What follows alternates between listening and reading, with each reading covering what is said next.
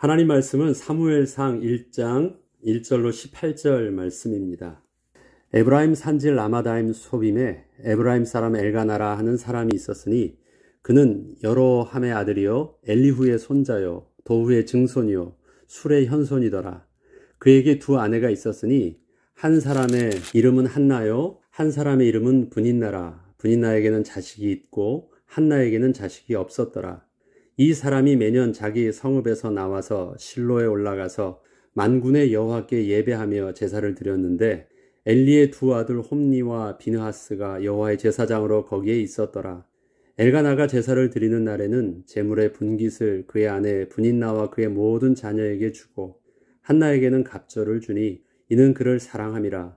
그러나 여호와께서 그에게 임신하지 못하게 하시니 여호와께서 그에게 임신하지 못하게 하심으로 그의 적수인 브닌나가 그를 심히 격분하게 하여 괴롭게 하더라.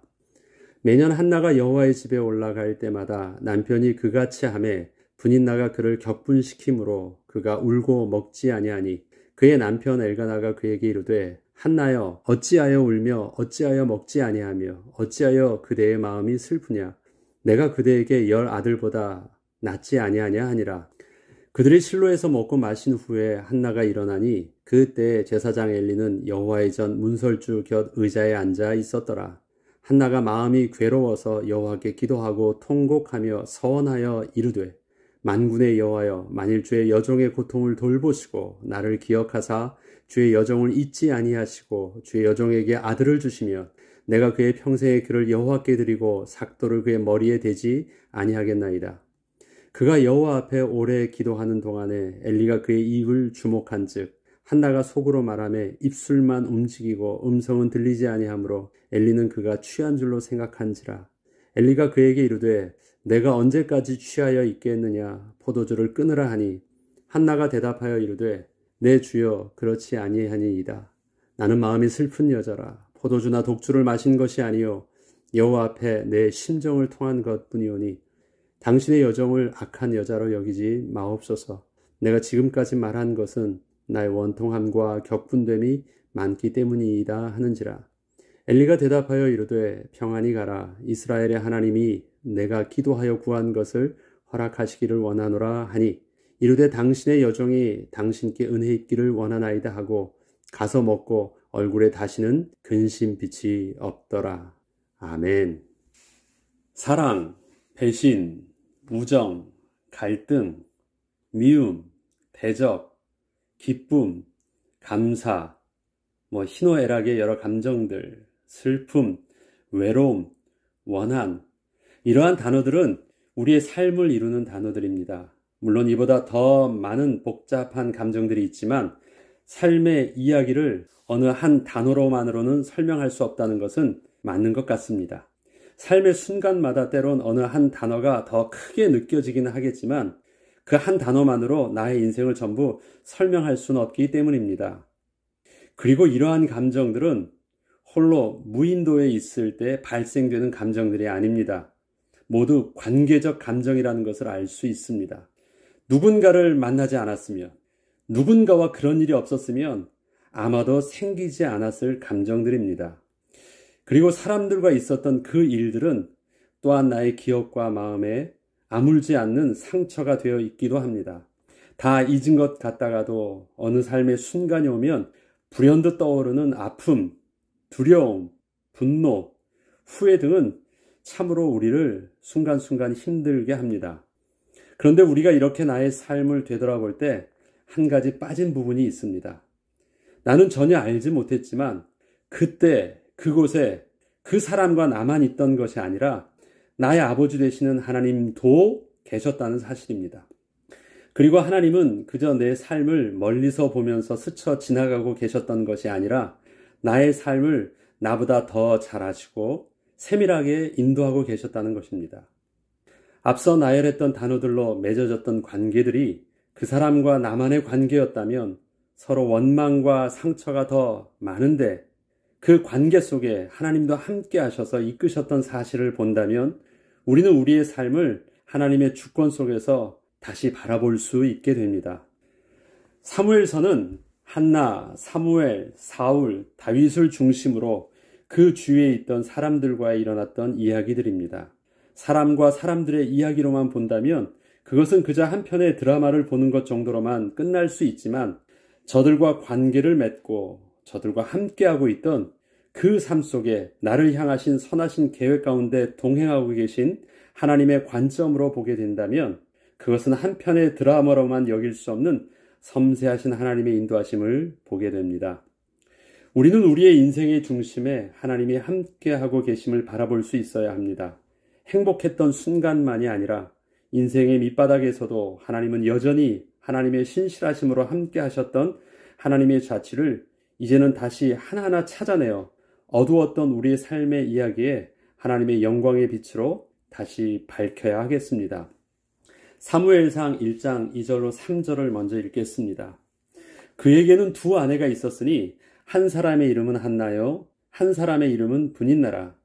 분인나에게는 자식이 있고 한나에게는 자식이 없었더라. 생각을 해보죠.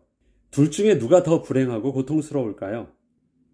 우리가 한나를 중심으로 분인나를 보면 분인나는 가해자요, 한나는 피해자입니다. 그런데 두 여인의 남편된 엘가나 입장에서 보면 두 아내 모두에게 잘해주려고 노력하고 있지만 어느 것 하나 쉽지 않아서 고민하고 있는 남편의 모습도 보입니다. 그렇다면 분인나 입장에서 보면 어떨까요? 남편에게서 아들도 낳아주었는데 자기에 대한 사랑보다 아이도 낳지 못하는 아내를 더 사랑하며 차별하고 있는 남편과 그렇게 사랑을 받고 있는 한나를 그저 좋은 모습으로 바라보고만 있을 수 있었을까요? 엘가나는 두 아내에게, 한나는 분인나에게, 분인나는 한나와 엘가나에게 모두 피해를 호소하고 있습니다. 그리고 그 가정에는 가해자는 없고 피해자만 있습니다. 그리고 영적인 민감성을 가지고 보자면 엘가나는 하나님의 말씀을 가르치고 하나님을 섬기는 일을 돕는 자입니다. 그는 레위인이잖아요. 그리고 오늘 본문의 배경은 저들이 해마다 중요하게 빠지지 않고 하나님께 드리는 절기의 제사 의식되면 발생하는 그런 갈등들을 말하고 있습니다. 저들은 모두 삶의 일상에는 하나님 앞에 서 있고 하나님을 위한 일들을 하고 있는데 실제 저들의 개인과 가정의 삶 속에는 하나님의 내주하심의 은혜들을 전혀 볼 수 없다는 것입니다. 4절로 6절을 좀 더 읽어보겠습니다. 엘가나가 제사를 드리는 날에는 제물의 분깃을 그의 아내 분인나와 그의 모든 자녀에게 주고 한나에게는 갑절을 주니 이는 그를 사랑함이라. 그러나 여호와께서 그에게 임신하지 못하게 하시니 여호와께서 그에게 임신하지 못하게 하심으로 그의 적수인 분인나가 그를 심히 격분하게 하여 괴롭게 하더라. 성경은 두 번을 반복하며 지금 엘가나의 집에서 일어나고 있는 갈등의 원인이 바로 하나님이심을 분명히 증거하고 있습니다. 만약에 여호와께서 한나의 임신을 막지 않으셨다면 전혀 일어나지 않을 일들이 발생하고 있던 것입니다. 남편 엘가나는 분인나를 아내로 맞이할 일도 없었고 한나와 분인나의 그런 갈등들은 더더욱 일어나지 않았을 것입니다. 또한 하나님께 드리는 제사도 기쁨과 감사의 제사로 드릴 수 있었을 것입니다. 그런데 하나님께서 한나에게 임신하지 못하게 하시니 이러한 문제들과 상처들만 남았고 하나님께 드려지는 제사도 온전히 기쁨과 감사로 드리지 못하게 된 것입니다. 그런데 저들은 지금 하나님의 주권 속에서 자신들의 삶을 볼 수 있는 눈이 없습니다. 그저 힘든 것뿐입니다. 엘가나는 레위인답게 율법과 인격으로 어떻게든 잘 해결해 보려 하고 있고 한나는 하나님께 간절히 기도하고 하나님께 자신의 슬픔을 아뢰고는 있지만 하나님의 주권 속에서 스스로를 바라볼 수 없어서 그저 힘들어하고만 있을 뿐입니다. 10절로 11절에 보면 한나가 마음이 괴로워서 여호와께 기도하고 통곡하며 서원하여 이르되 만군의 여호와여 만일 주의 여종의 고통을 돌보시고 나를 기억하사 주의 여종을 잊지 아니하시고 주의 여종에게 아들을 주시면 내가 그의 평생에 그를 여호와께 드리고 삭도를 그의 머리에 대지 아니하겠나이다. 한나의 고통의 원인을 자세히 보면 자신에게 아들이 없는 문제보다 더 크게 느껴지는 것이 아이를 낳지 못하는 문제라는 것을 알 수 있습니다.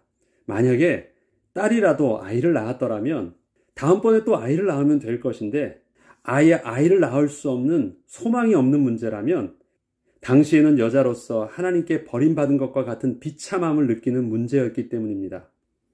분인나의 한나를 향한 공격도 아들의 문제가 아니라 여자로서 아이를 낳지 못하게 사람 취급을 받지 못하고 있는 한나의 모습으로 그 한나를 자극하고 있던 것입니다. 한나는 이 때문에 하나님께 기도할 때 자기에게 아들을 주시면 그 아들을 내 아들로 내 품속에서 키우지 않겠다고까지 선언하는 것입니다. 하나님께 드리겠다는 것입니다.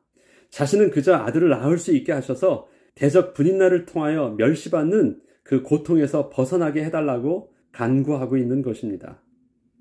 한나는 훗날 낳게 될 그 아들 사무엘이 그렇게 중요하게 쓰임받을 선지자가 될 것을 기대하면서 하나님께 그렇게 아들을 구하고 서원을 하고 있었을까요? 지금 한나가 기도하게 된 배경과 개인의 감정의 상태를 보면 그렇게 냉정하고 영적으로 충만하며 거룩함 속에서 기도하고 있지는 못하고 있던 상황이었음을 알 수 있습니다. 너무도 원통했고 너무도 절박했으며 지푸라기 하나라도 잡고 싶을 정도의 간절함이 있었을 뿐입니다. 이렇게 기도하고 있던 한나의 모습을 당시 그곳에 있던 엘리 제사장의 눈에는 그저 술 취한 자의 주절거림처럼 느껴지는 모습이었습니다. 15, 16절을 보면 한나가 대답하여 이르되 내 주여 그렇지 아니하니이다. 나는 마음이 슬픈 여자라. 포도주나 독주를 마신 것이 아니요 여호와 앞에 내 신정을 통한 것뿐이오니 당신의 여종을 악한 여자로 여기지 마옵소서. 내가 지금까지 말한 것은 나의 원통함과 격분됨이 많기 때문이다 하는지라. 그런데 하나님께서는 한나의 고통에 대해서 그동안 침묵하고 계시다가 그녀의 그러한 서원의 기도 후에 하나님께서 기다리셨다는 듯이 응답을 주셔서 아이 사무엘을 낳게 하신 것입니다. 그 기도가 그렇게 거룩하지 않았어요. 그 격분된, 흥분된 기도였습니다. 원통함의 기도였습니다. 거룩함에 하나님 앞에 드려지는 그런 어떤 영적으로 충만함 속에서 의로움을 가지고 했던 기도가 아닙니다. 자기 원하는 것을 얻기 위해서 외쳤던 그 통안이에요. 그런데도 하나님은 그 기도의 내용에 응답을 주신 것이에요. 그것도 기다리셨다는 듯이. 한나는 이 고통을 해마다 겪었거든요. 그 해가 처음이 아니었어요. 그런데 그 기도를 했던 것은 바로 그때가 처음이었어요. 그때 하나님께서 그 기도에 응답을 주신 것입니다. 마침내 한나는 아이를 낳았고 하나님께 서원을 한 대로 아이가 젖을 뗄 무렵에 아이를 엘리 제사장에게 맡기게 됩니다. 한나의 고통과 그 간절함 속에서 서원하며 드렸던 그 기도가 선하신 하나님의 주권 속에 있었음을 발견하기까지는 사무엘이 어느 정도 자라 사무엘을 통해서 하나님의 역사가 일어나는 것을 보게 되었을 때입니다. 한참 지난 후였어요. 사무엘서는 우리 인생의 배후에도 하나님이 계셨음을 구체적으로 보게 하시는 은혜를 주실 것입니다. 오늘 읽었던 마지막 절 1장 18절을 보면 당신의 여종이 당신께 은혜 입기를 원하나이다 하고 가서 먹고 얼굴에 다시는 근심이 없더라. 우리 인생에게도 하나님의 주권 속에서 고백하게 하시는 그 고백과 그 기도와 또 하나님의 은혜 속에서 그때는 내가 그럴 수밖에 없는 선택이었고 그때는 내가 그렇게밖에 할 수 없는 상황이었지만 그럼에도 불구하고 내가 그것을 선택하고 그러한 고백을 했던 그 고백이 하나님의 주권적인 은혜 속에서 우리에게도 다시는 우리의 얼굴에 근심빛이 없어지고 하나님의 은혜의 역사적인 시간표가 되는 그 은혜를 우리의 삶 속에서도 누리기를 주의 이름으로 축원합니다. 기도하겠습니다. 하나님 아버지, 오늘부터 우리에게 사무엘서를 통하여 한나의 가정에 주셨던 은혜뿐만 아니라 우리의 삶 속에서도 동일하게 하나님 함께 하시고 하나님의 주권 가운데 이끄시는 그 은혜들을 볼 수 있는 믿음의 눈이 열려지는 축복의 시간 되길 원합니다. 하나님 우리의 눈을 열어주시고 우리의 정직한 마음을 허락하여 주시고 우리에게 없던 하나님의 영으로 창조하여 주셔서 우리의 사건 속에 우리의 환경 속에서 옛날에는 그럴 수밖에 없었고 그런 고통의 시간이 너무 싫기도 하였고 어쩔 수 없는 선택을 한 것처럼 보이지만 글 속에 담겨져 있는 세밀하신 하나님의 은혜를 바라보며 다시는 근심빛이 없는 은혜 누리게 하여 주옵소서. 감사드리며 우리 주 예수 그리스도 이름으로 기도합니다. 아멘.